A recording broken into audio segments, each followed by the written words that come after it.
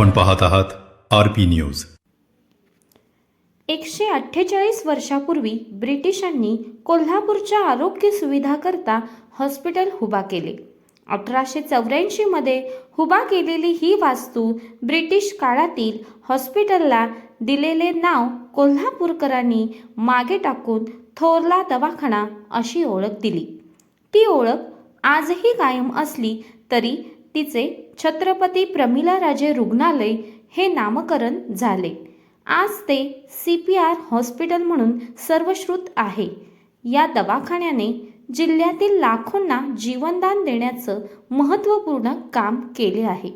इथले वैद्यकीय अधिकारी तितकेच नामवंत असल्याने रुग्णसेवा चांगली होत राहिली। CPRची वैद्यकीय सुविधा अनेक कर्तबगार नेत्यांचे पाठपुराव्यांमुळे दर्जेदार बनली।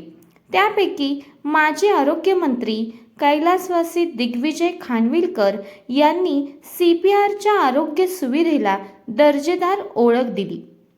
जिल्ह्याची वाढती लोकसंख्या विचारात घेऊन सामान्य रुग्णांना सर्वाधिक यथायोग्य व आधुनिक उपचाराची सोय व्हावी म्हणून सुमारे 600 कोटीचा निधी खर्च करून CPR रुग्णालयाचा चेहरा मोहरा बदलण्याचे काम वैद्यकीय शिक्षण मंत्री नामदार हसन मुश्रीफ यांच्या प्रयत्नातून साकार झाले।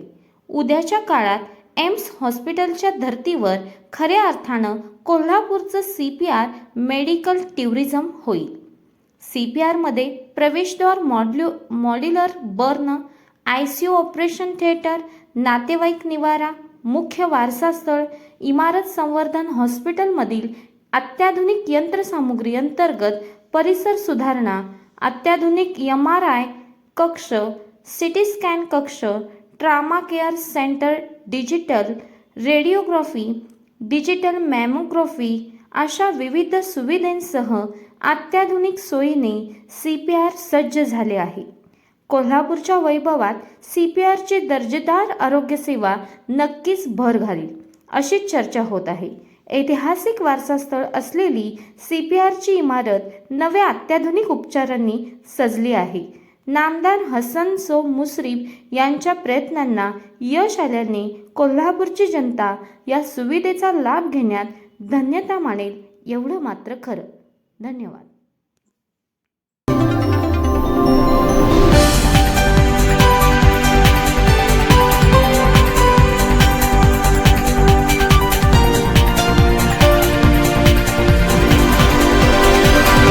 आपण पाहत आहात RP न्यूज। बातमी मनातली, बातमी तळागाळातली।